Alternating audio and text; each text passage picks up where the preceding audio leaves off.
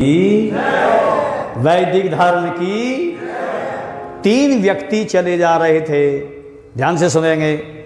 आगे आगे ठाकुर साहब चले जा रहे थे, पगड़ी वाले। जो अपनी मान मर्यादा अपने चरित्र को बनाए हुए थे, राष्ट्रभक्त ठाकुर साहब। उसके पीछे कौन जा रहे थे? पंडित जी महाराज, हमारे भाई जा रहे थे। हाँ जी, कोई भी हो सकता है, पंडित तो सभी जो विद्वान है वो पंडित है। और उसके पीछे कौन जा रहे थे? एक सेठ जी जा रहे थे, जैसे भैया बैठे हैं। तो तीन चोर मिल गए साहब। अब तो चोर ढूंढे से नहीं मिल रहा। योगी के राज्य में कहता है पुलिस वालों को मुझे अंदर ले जाओ, नहीं तो मेरा काल आ गया। इसे कहते हैं शासन। शासन ही क्षत्रिय करता है, मैं दावे से कहता हूं, शासन ही क्षत्रिय करना जानता है। आदित्यनाथ योगी से पूछा गया कि आप राजपूत हैं? कहने लगे हां, मैं क्षत्रिय वर्ण में पैदा हुआ हूं। तो आप ऐसा क्यों कर रहे हो? कहने लगे डाकू चोर बदमाश क्षत्रिय के राज में नहीं रह सकता, ना रहा। रामचंद्र महाराज क्षत्रिय थे, उन्होंने संहार किया। श्री कृष्ण जी क्षत्रिय थे, उन्होंने संहार किया। और मैं पापियों को जेलों में या बाहर नहीं देखना चाहता। अगर मैं ये कार्य कर रहा हूं तो अपनी संस्कृति को, अपने देश के स्वाभिमान को जिंदा रखने के लिए कर रहा हूं। और मेरी सरकार बनेगी तो जिंदगी में ये कोई सोच भी ना ले कि गुंडागर्दी या बदमाशी करने वाला कोई जेल से बाहर मिल जाए। ये आदित्यनाथ योगी 10 मार्च के बाद में हवा निकाल देगा, हवा निकाल देगा जो गर्मी है। ये निवेदन करना चाहता हूं, इसलिए बड़ा प्यारा लिख दिया। क्या लिखा है? बोले सत्य सनातन वैदिक धर्म की। तुम्हें आज दुनिया ये जीने न देती। अगर वही हालात होते, आगे आगे ठाकुर, पीछे पंडित, उसके पीछे बाल बनाने वाला नाई। नाई ने कहा ठहरो भाई, देखो चोर खड़े हैं, चोर। 3 चोर खड़े हैं, दिन छुप रहा है, चटकनी चांदनी पूर्णिमा की रात्रि। अब दिन छुप गया, 3 चोर देखो हथियार ले खड़े, भाग लो। नाई ने जब ये कहा तो पंडित जी ने कहा क्यों भागे? अरे 3 चोर हैं तो 3 हम भी हैं। क्यों विवेक जी? 3 चोर हैं तो 3 हम हैं। आइए मलिक साहब बैठिए। घबराने की क्या बात है भाई? ठाकुर साहब ने कहा कि एक चोर का वध मैं कर दूंगा, एक चोर को मारूंगा। अब पंडित जी महाराज में थोड़ा सा बल आया। अरे एक चोर को जब ठाकुर मार देगा, 3 चोर है, 3 हम मुसाफिर हैं। पंडित ने कहा तो एक चोर को मैं भी मार दूंगा।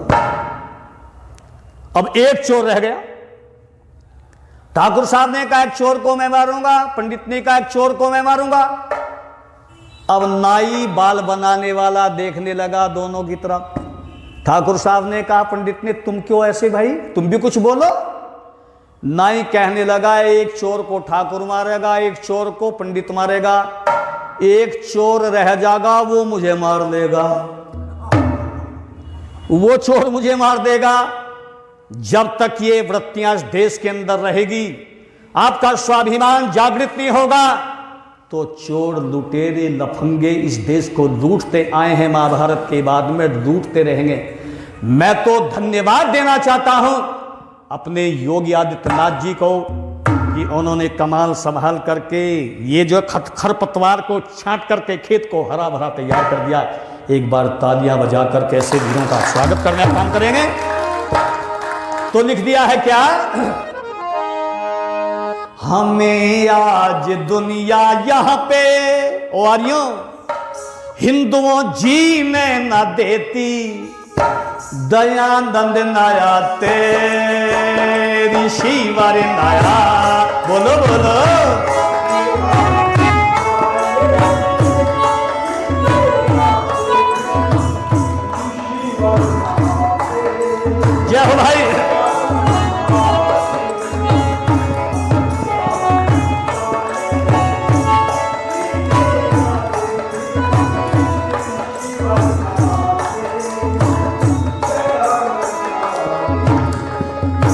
मैंने लिखा है, शब्दावली पर ध्यान दीजिए।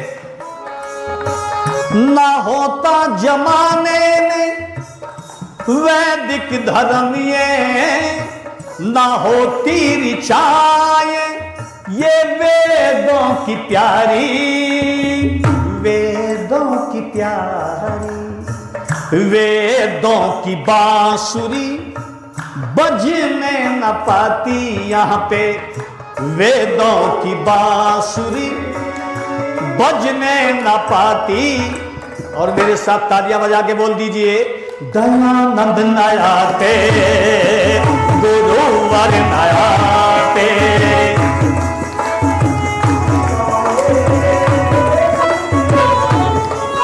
जय हो।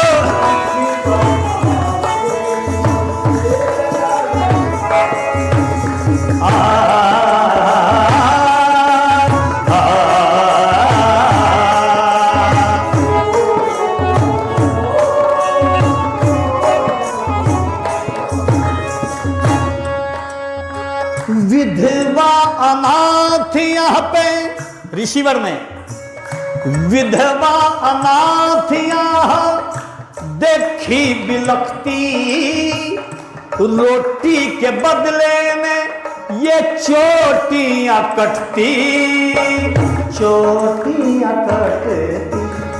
राम कृष्ण की बेटी ये बचने न पाती, बोलो बोलो, राम कृष्ण की बेटी ये बचने न पाती।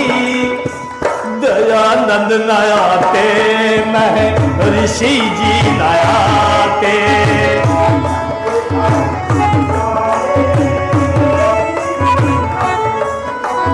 पूछे भूपेंद्र जी।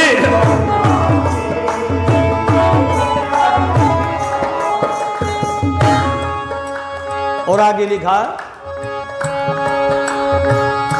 पंच महायज्ञ ये आर्य न करते,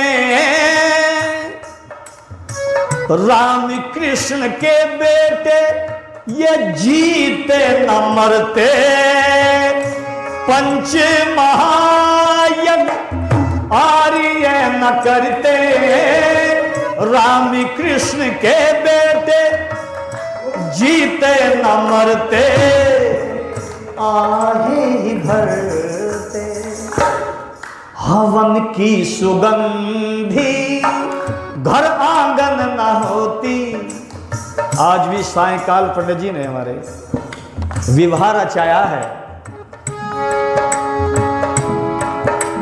और यज्ञ किया है। हवन की सुगंधी घर आंगन न होती, आर्यो दयानंद नयाते मैं ऋषि जी नयाते।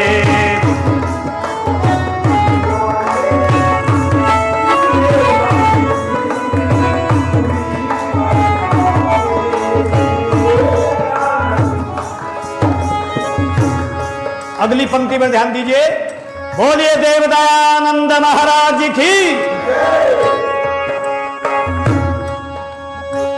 अगर महर्षि जी का लोगों सहारा न मिलता, भंवर में थी नैया ये किनारा न मिलता।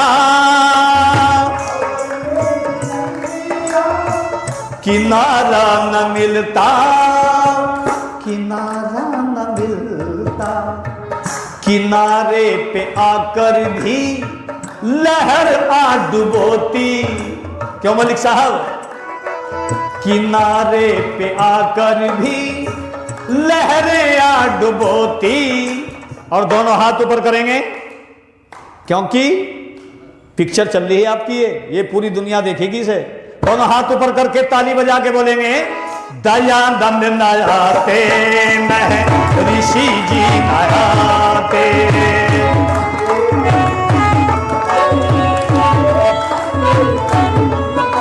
मेरे गुरु और नयाते, दयानंद नयाते।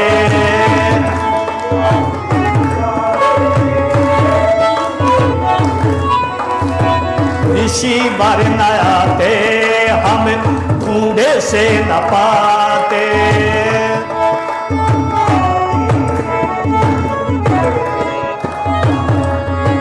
और अंतिम पंक्ति में लिखा है, कर्ज है ऋषि जी का।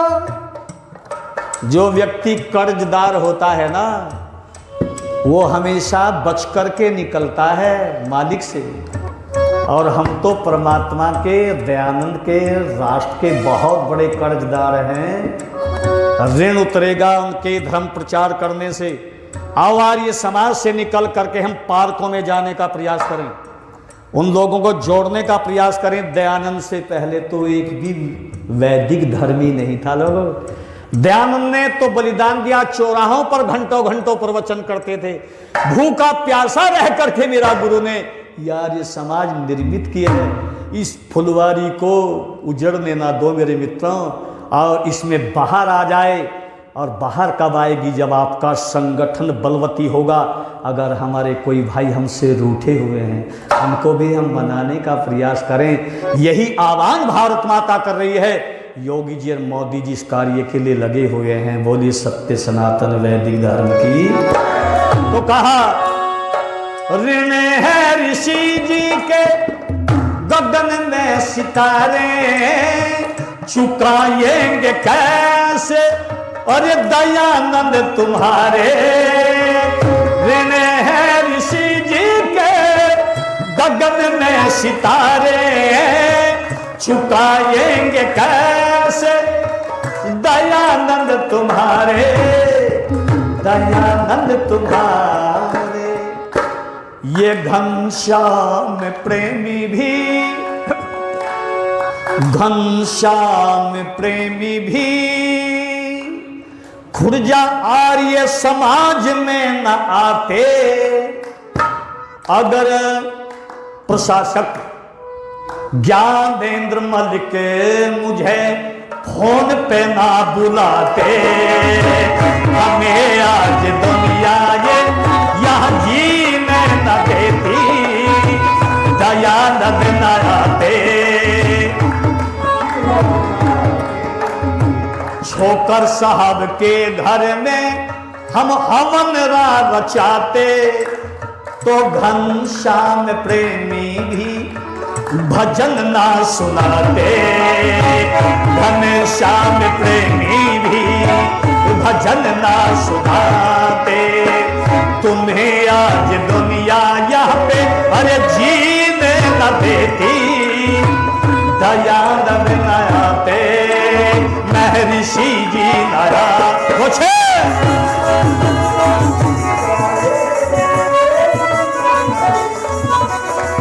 गुरु वर न आते, ऋषि जी न आते, दयानंद न आते, हम कैसे बच पाते।